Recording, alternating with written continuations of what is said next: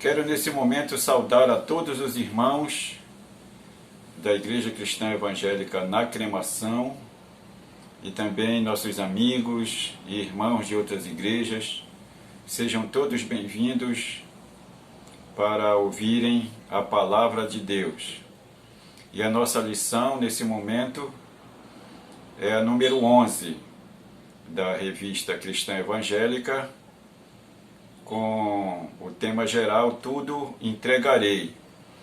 E o nosso tema de hoje é generosidade ou avareza. Nosso texto, Mateus 6, dos versos 19 ao 21, que nesse momento eu irei ler a palavra de Deus. Mateus 6, de 19 a 21, diz assim a palavra de Deus: Os tesouros no céu.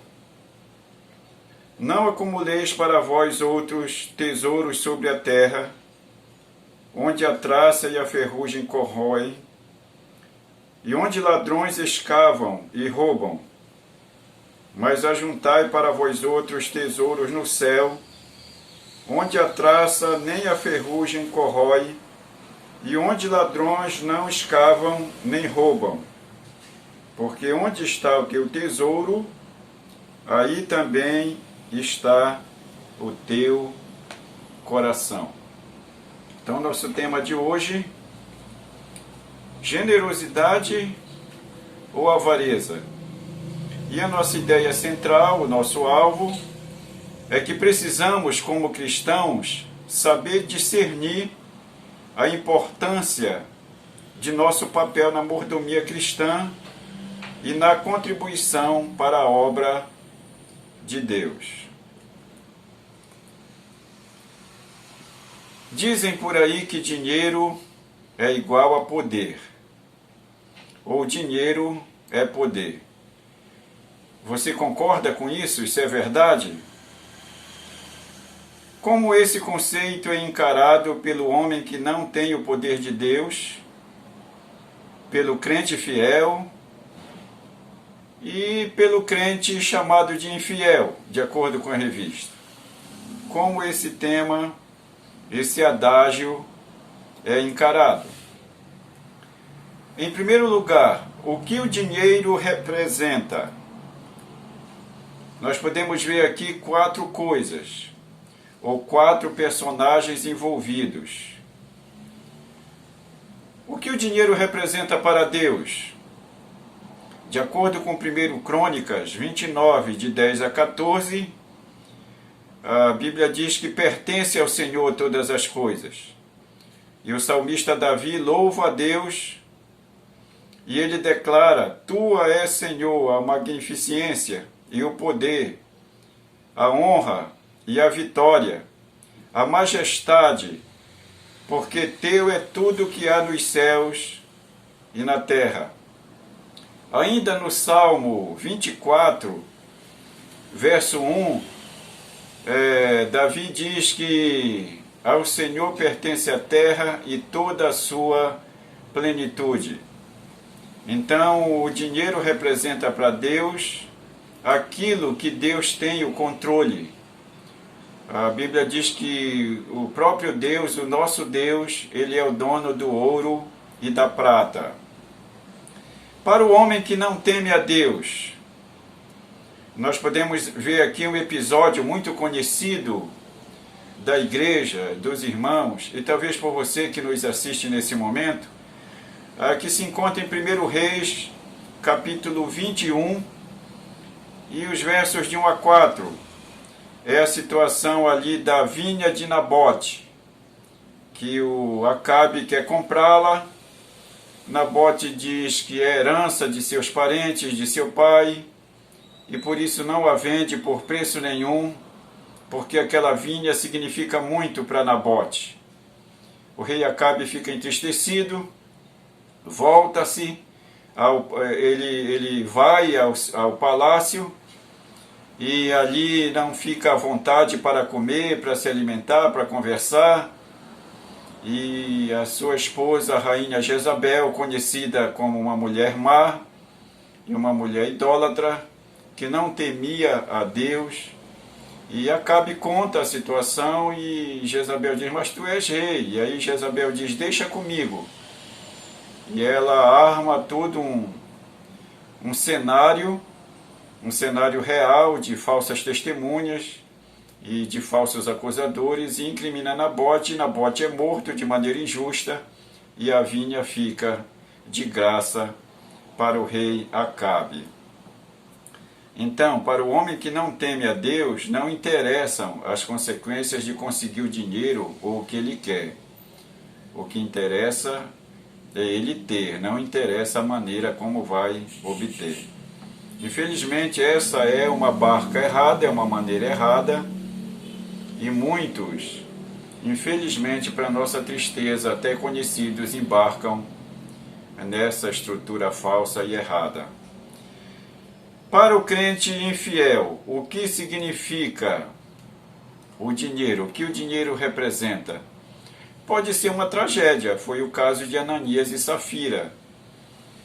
Aparentemente, eles eram pessoas que tinham posses, que tinham bens. E eles sabem que vários irmãos na igreja primitiva, em Atos 4, Atos 3, estavam vendendo seus bens, estavam repartindo com quem não tinha.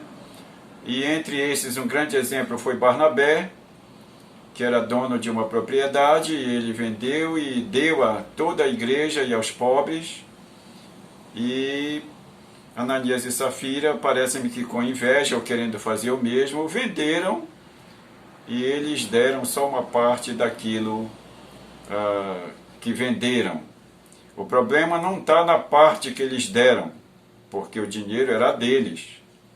O problema está na mentira, na infidelidade, na falsidade. Eles poderiam muito bem, nós vendemos a nossa vinha, nós vendemos nossas posses, portanto, mas nós vamos dar somente tanto. Mas eles não, para quererem ficar com o mesmo privilégio espiritual, no mesmo exemplo, de maneira boa que Barnabé e muitos estavam fazendo, eles preferiram mentir. E para o crente fiel, o que significa o dinheiro? Significa uma consciência da verdadeira mordomia, de que Deus é dono de todas as coisas. Aí está o exemplo de Atos 4, de 36 a 37, quando a igreja, a parte rica da igreja, se desprendeu dos seus bens e começou a ajudar os pobres e a obra missionária. Então, o que o dinheiro representa? Ponto 1 da lição. Para Deus, representa equilíbrio. O Senhor é dono de tudo. Representa riqueza. Representa tudo que uma pessoa tem. E Ele guarda muito bem e aplica e dá a quem quer. Como diz o texto, no próprio Evangelho, o Senhor Jesus diz que esse Deus, na hora da vingança, na hora de aplicar a sua justiça, Ele é capaz de colher onde não semeou. Para o homem que não teme a Deus, significa tragédia, como é o caso de Acabe, sobre a questão de Nabote e Jezabel. Para o crente infiel, praticamente uma armadilha material, uma idolatria material, uma falta de confiança em Deus e um caminho que leva à mentira. E quem mente também está agredindo a Deus. E para o crente fiel, no caso de Barnabé, foi uma bênção muito grande, e Barnabé se torna um pastor e talvez um dos maiores líderes das cercanias tanto de Jerusalém quanto de Samaria, e mais tarde para Antioquia da Pisídia e da Síria. Ele foi uma grande bênção. O segundo ponto da lição vai tratar da mordomia no ganhar. E nós queremos trazer aqui a figura de José do Egito. José é um dos filhos de Jacó, que vocês bem sabem da sua história no Gênesis. Especialmente Gênesis 47, versos 14 e 20, quando José se torna governador do Egito. A Bíblia vai dizer, entre linhas, né, em toda essa história de José, quando ele é salvo da cacimba que é jogado, da vala, né, do poço, né, que os seus irmãos lhe jogam, quando ele é salvo depois da injustiça da mulher de Potifar, e quando ele é salvo depois da prisão, e quando ele salva o Egito, nós vamos ver entre mentes essas narrativas aí de Moisés, no Gênesis, que retrata a história de José. Se não me falha a memória, 3 vezes o texto vai dizer: e Deus era com José, ou a mão de Deus estava com José. Em primeiro lugar, podemos ver que a sua vida era controlada pelo Espírito Santo. Gênesis 41, versos 38 a 40. Deus era com José. O próprio faraó articula com seus conselheiros. Nós vamos colocar José nesse negócio, vou nomeá-lo como governador e coordenador de todo o Egito, porque nele há o Espírito de Deus. Isso é muito bonito, irmãos. Quando as pessoas ricas e poderosas, ou não, olham para nós e dizem que o Espírito de Deus está sobre nós. Não tem coisa melhor do que ouvir isso. E José deu esse grande testemunho. A segunda coisa é que a sua ação administrativa, ela era orientada por Deus, pois o território do Egito expandiu com a fome, e o Egito conseguiu comprar muitas terras, trocando por alimentos, né? E conseguiu arrecadar também muito tributo. Então José, naquele contexto, foi praticamente o mentor de todo esse lucro para o Egito, através também da orientação divina. Sua generosidade, que seria a terceira coisa. Mesmo sendo rico, mesmo sendo poderoso, José não foi um homem vingativo, porque a mordomia no ganhar, a pessoa que ganha como rico, como mordomo de Deus, ele também se alegra em fazer o bem aos outros e poder ajudar os outros.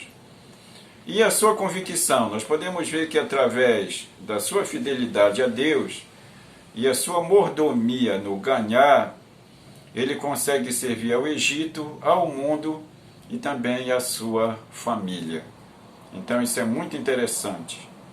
Servirmos a Deus, a nação a quem estamos vivendo, o mundo pode ver o nosso testemunho e principalmente também a nossa família. Foi o que José fez. O terceiro ponto dessa lição é o seguinte: mordomia no uso do dinheiro. E nós vamos ver como algumas pessoas na Bíblia usaram de maneira correta o seu dinheiro. Podemos ver a Maria de Betânia, que se encontra em João 12, de 1 a 8. Ela deu tudo o que possuía e deu o que lhe era de maior valor, né? Quando ela oferece o que há de melhor ao nosso precioso Salvador. Tabita, ou Dorcas, de Atos 9, 36 a 39, quando ela é ressuscitada por Pedro, e a gente vê que Dorcas usou seus recursos para ajudar os pobres, principalmente as viúvas e as mulheres que se reuniam com ela em sua casa e os órfãos. Por isso, quando Tabita morre, há grande pranto, há grande tristeza, porque os seus amigos, as suas amigas e principalmente os pobres que eram ajudados por ela, iriam sentir muito, mas muito a sua falta. E quando Pedro chega no lugar, as mulheres se reúnem e mostram, né, com tristeza, porque Tabita está morta, os bens que ela fazia e como ela orientava as mulheres daquela comunidade a trabalharem também e a terem o seu dinheiro e como sustentar as suas famílias. Podemos ver também Lídia de Filipos. Lídia era uma mulher da cidade de Tiatira. A Bíblia diz que ela era vendedora de púrpura e que Deus abre o seu coração quando Paulo prega a palavra de Deus em Filipos. E quando ela se converte, ela dá hospedagem aos missionários na sua casa. No mínimo 3 ou 4 missionários estavam nessa viagem. Eu posso mencionar aqui Paulo, posso mencionar Lucas, posso mencionar Timóteo e talvez Silas. Então ela dá lugar a esses irmãos, ela foi generosa na hospedagem e provavelmente mais tarde em ajudar numa oferta para Paulo, quando ele está preso em Roma, que Paulo vai escrever em Roma ou em algum quartel-general da Palestina. Paulo vai escrever a sua carta aos Filipenses agradecendo a oferta que essa igreja tem mandado para ele. Não só uma vez, mas mais de 2 vezes a igreja se lembrou de suas necessidades, a ponto de Paulo dizer que já estava abastado, já estava suprido, que o que a igreja mandou era o suficiente para o seu ministério. A igreja de Antioquia usou seus recursos para sustentar missionários, como Paulo e Barnabé. Nós podemos ver isso em Atos 13, quando o Espírito Santo mesmo, através de um momento de oração e pregação, ele fala à igreja, e fala a Barnabé e a Saulo, que a igreja deveria separá-los para serem seus missionários. E ali começa a grande obra missionária. Está vendo só como Deus vai usar aqui, depois de alguns anos, provavelmente 8 ou 9 anos, vai usar Barnabé mais uma vez. A fidelidade na mordomia, a honestidade na mordomia, a maneira de glorificar a Deus na mordomia, traz bênçãos, redunda em bênçãos, porque Deus, Ele é fiel em todas as partes, também nessa Deus é fiel. Eu quero aqui citar uma estrofe, mais uma vez, do hino da missionária Frances Hadley, missionária, uma missionária inglesa, e conhecendo a sua história, ela é de 1836, ela foi realmente uma mulher que viveu isso aqui. Ela era uma mulher que tinha algumas posses, ela ajudou a igreja, ela se envolve na obra missionária e ela teve moral e um bom exemplo para dizer isso aqui para nós na sua poesia, na última estrofe do seu hino no Cantor Cristão 296, que diz assim: minha prata e ouro toma, nada quero te esconder, minha inteligência guia, só e só para teu saber. Podemos concluir fazendo algumas aplicações. A primeira é que Deus é o dono de tudo, a Ele pertencem todas as coisas, inclusive a minha vida e a sua vida, a terra e o mundo e tudo o que neles há. Em segundo lugar, devemos ser ricos em boas obras, generosos em dar e prontos a repartir. É o que Paulo escreve aos ricos da cidade de Éfeso, em 1 Timóteo 6, 18. Paulo está estimulando os ricos a serem fiéis e principalmente generosos em ajudar a obra missionária com os seus bens. A terceira aplicação: quem ama oferece e entrega o que lhe há de maior valor e o que há de melhor. Foi assim com Maria de Betânia, foi assim com José, foi assim com Barnabé, foi assim com Lídia, foi assim com Dorcas, foi assim com Deus. E que seja assim comigo e com você. Quarto e último. Há muitos entre nós que poderiam aplicar mais recursos no trabalho de Deus, mas preferem a indiferença e a omissão. Preferem o comportamento de um coração fechado e avarento. Não podemos aqui negar que há exageros por parte de alguns pregadores, que quem não dá tudo está sendo avarento. A Bíblia não diz isso. É errado esse conceito. E outros que dizem que quem não dá nada também está errado. Na verdade, Deus cobra fidelidade. E você vai dar o que pode, o que tem. E o que Deus cobra não é que você seja rico ou pobre, é que você seja fiel e não seja apegado ao dinheiro. Não faça do dinheiro seu Deus, mas faça do dinheiro uma maneira de glorificar a Deus, honrar o nome de Deus e ajudar a obra missionária. Que Deus nos abençoe. Generosidade ou avareza? Você vai dar essa resposta para você mesmo e para Deus. Que Deus nos abençoe. Amém.